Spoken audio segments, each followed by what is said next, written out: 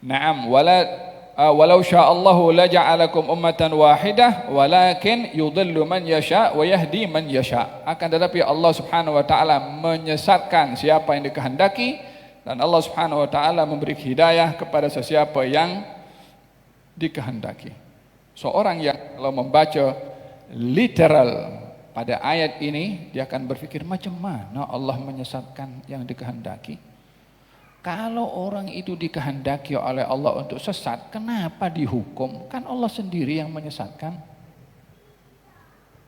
Secara sepintas kalau seorang baca terjemahan, Allah menyesatkan siapa yang dikehendaki. Allah memberi hidayah kepada siapa yang dikehendaki. Kalau Allah menyesatkan, kenapa dihukum? Syaitan kacau. Betul juga. Faham dong? Kita kena kembali kepada ayat yang pertama. Allah memberi akal.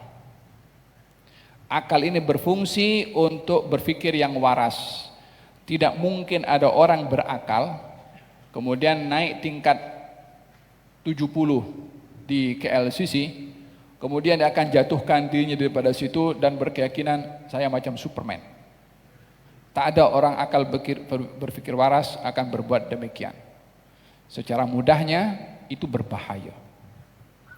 Kalau akal diberitahu ada dua minuman, ini madu dan ini racun, akal akan berbicara ini madu berfaedah, ini racun berbahaya.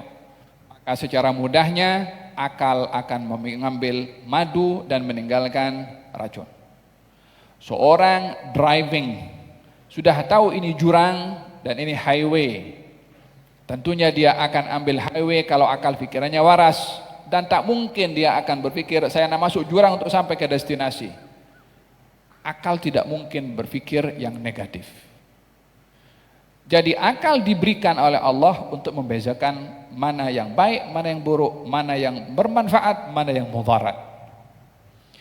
Lebih daripada itu, Allah utuskan Nabi dan Rasul dengan mukjizah untuk menyampaikan kepada akal yang fungsi kamu berfikir. Kamu kena ikut dengan Allah Subhanahu wa taala yang ciptakan kamu, yang untuk memberitahukan kepada kamu apa patut kamu buat di atas muka bumi ini, karena kamu dicipta bukan sia-sia.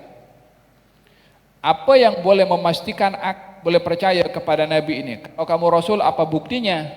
Akal mesti akan bertanya, tak akan ada orang dakwah saya Nabi dan Rasul. Oh oke, saya percaya.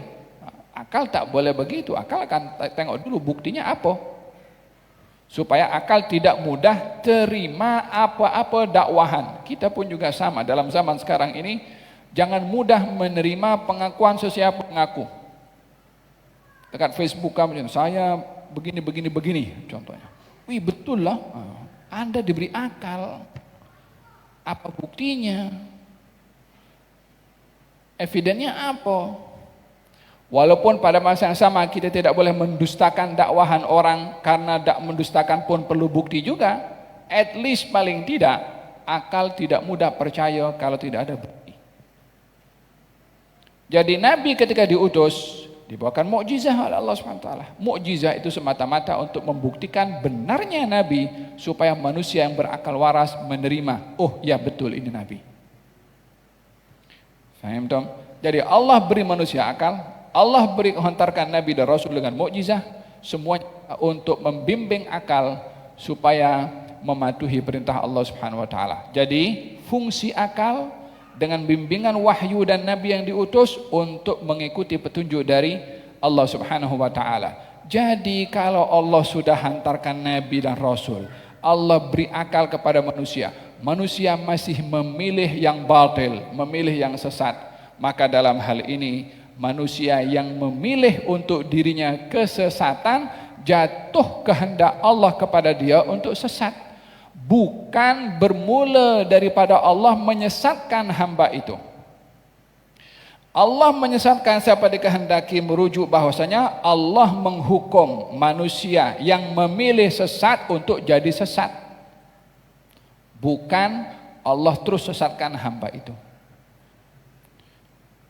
Faham dong? Jadi manusia itu yang memilih sesat dengan amalnya, maka jatuhlah dia menjadi sesat. Itu maksud daripada Allah menyesatkan sesiapa yang dikehendaki. Jadi soalan itu yang timbul, kalau Allah menyesatkan hambanya, kenapa dihukum?